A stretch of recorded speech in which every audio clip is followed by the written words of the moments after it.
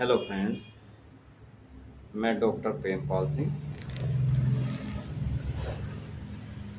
दोस्तों, आज हम डिस्क स्लिप, मेरुदंड, जिसे स्पाइनल कॉर्ड भी कहते हैं, इसके विषय में आपको पूरी जानकारी देंगे। इसकी बेस्ट मेडिसिन आपको बताएंगे। दोस्तों, स्पाइनल कॉर्ड यानी हमारे मेरुदंड के अंदर 26 केशेरुकाएँ होती है।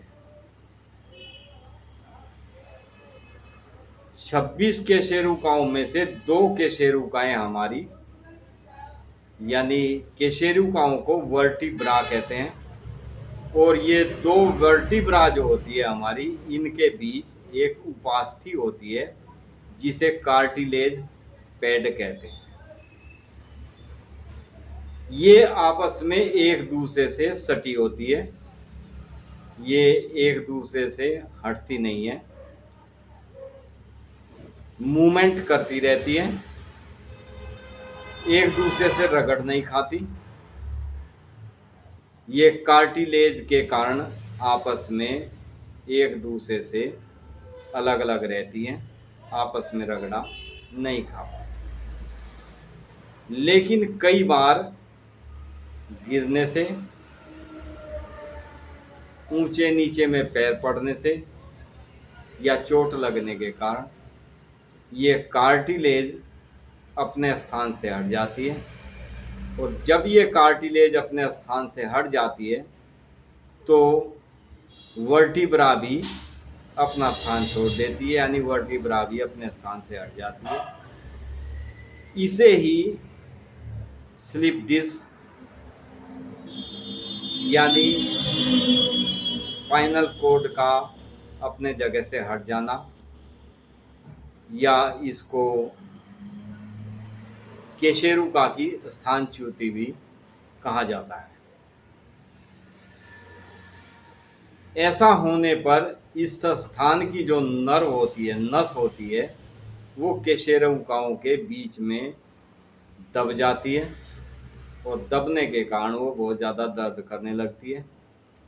एलोपैथिक में इसका इलाज ऑपरेशन करके रगड़ वाले स्थान को काट कर हटा दिया जाता है, ताकि आपस में ये वर्टिब्रा रगड़ ना खाए। कार्टिलेज से ये बिल्कुल सटी हुई होती है। लेकिन कई बार ऑपरेशन कराने के बाद ये फिर से अपना स्थान छोड़ देती है, यानी फिर से स्लिप हो जाती है। ये वर्टिब्रा कार्टिलेज से फिसल जाती है। इसे दोबारा आप कब तक आप ऑपरेशन कराएंगे, दोबारा फिर आपको ऑपरेट करने के लिए कहेंगे डॉक्टर, तो आप ऑपरेट नहीं करा पाएंगे, क्योंकि इसका पहली बार ऑपरेशन कराना ही बहुत टफ हो जाता है, क्योंकि इसमें पेन बहुत ज़्यादा होता है।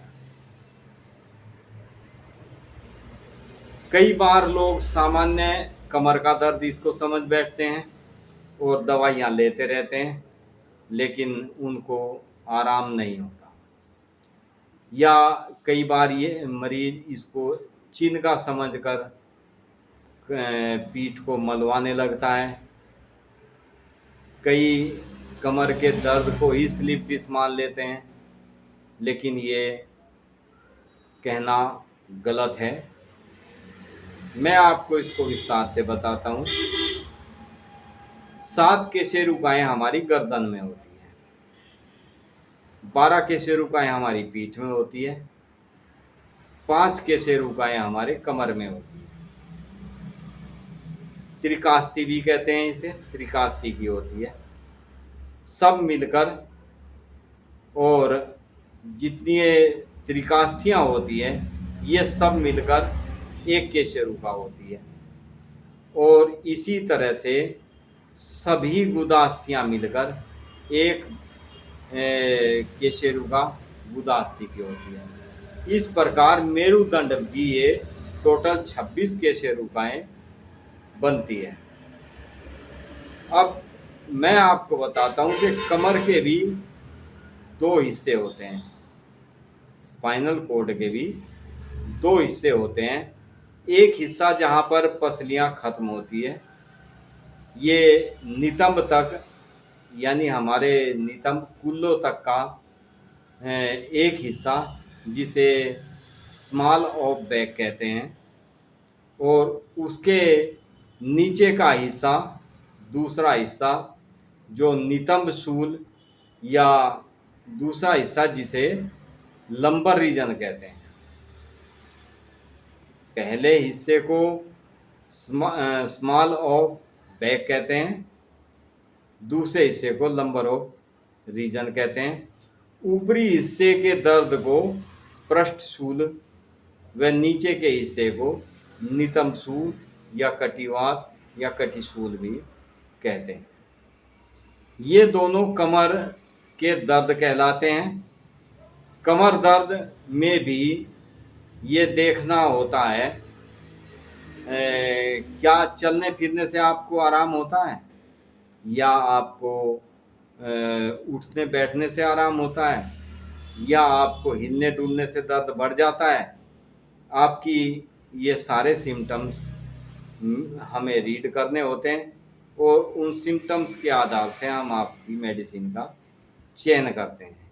ये सभी होम्योपैथिक डॉक्टर के लिए बड़ा टफ वर्क होता है, लेकिन जब पेशेंट की स्थिति खराब होती है तो डॉक्टर्स अपना बेस्ट परफॉर्मेंस देते हैं सभी। तो ये दोनों दर्द जब बनते हैं तो इसको हमें अच्छी तरह से जांचना बहुत ज़रूरी होता है कि कमर के किस हिस्से में दर्द है, किस कारण से दर्द है। कहीं सर्दी लगने के कारण या कमर में चूक आना, जिसे चिनका भी कहते हैं, उसके कारण तो ये दर्द नहीं है।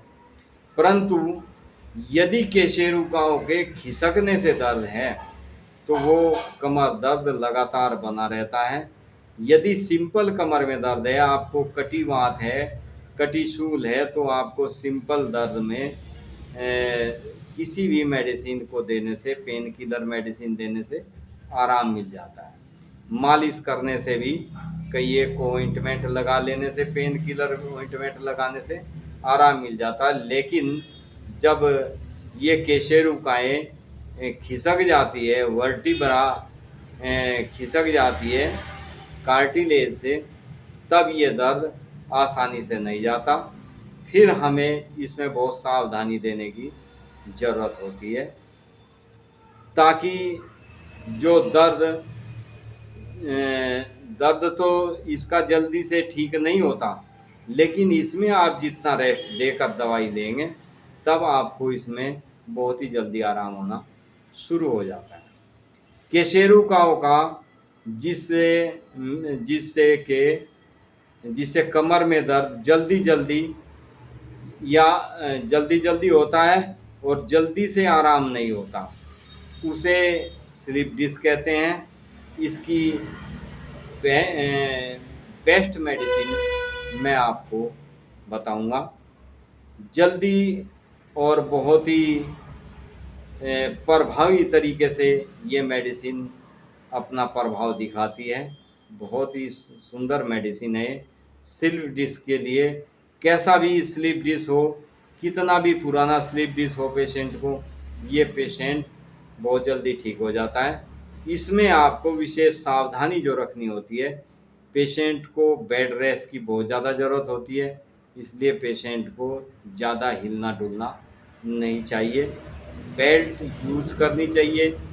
बेल्ट लगाने से वर्टिब्रा हिलेगी नहीं, क्योंकि जैसे जैसे इसमें ये हिलेगी, आपको ज़रा सा करवट लेने से या चलने फिरने से, उठने बैठने से ज़रा सी भी यदि ये हिलती है तो आपका पेन बढ़ जाता है, और बढ़ा हुआ पेन इसका बहुत ही ज़्यादा परेशान करने वाला होता है। तो फ्रेंड्स, इसमें मैंने जो आपके लिए मेडिसिन सेलेक्ट की है, आपको स्लिप डिस्क कितना भी पुराना हो, ये बिल्कुल मेडिसिन आपको ठीक कर देती है। इसमें आपको बस परहेज करके दवाई लेनी है। परहेज इसमें खाने पीने का रखना है, स्मेल वाली चीज़ें होम्योपैथी की किसी भी दवाई पे नहीं चलती।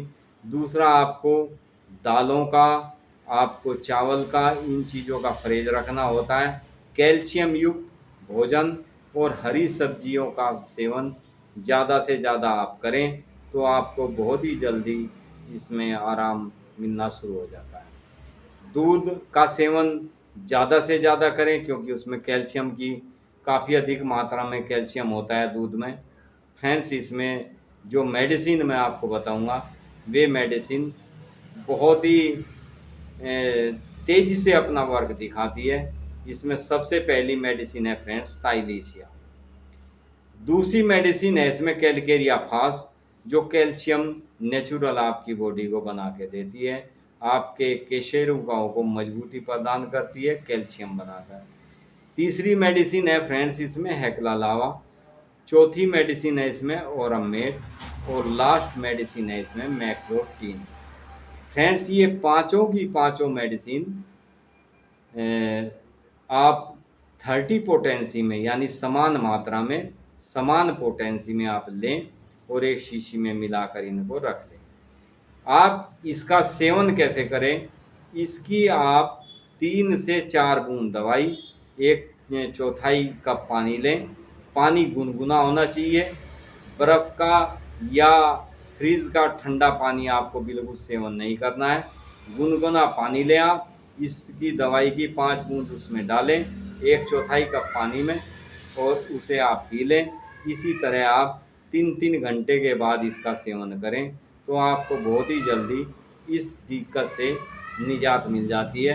आपको बहुत जल्दी आराम होना शुरू हो जाता है स्लिप डिस्क की प्रॉब्लम से। फ्रेंड्स, इस मेडिसिन को आप हर 3-3 घंटे बाद तब तक रिपीट करते रहें जब तक आपको आराम मिलना शुरू नहीं हो जाता।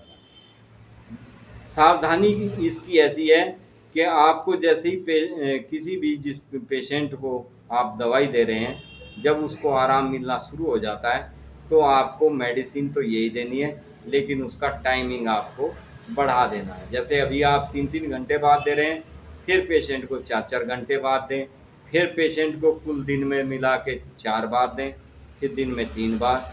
ठीक होने के बाद भी फ्रेंड्स, इस मेडिसिन को सुबह शाम आपको कुछ समय तक कंटिन्यू रखना चाहिए ताकि आपको ये दिक्कत दोबारा ना हो।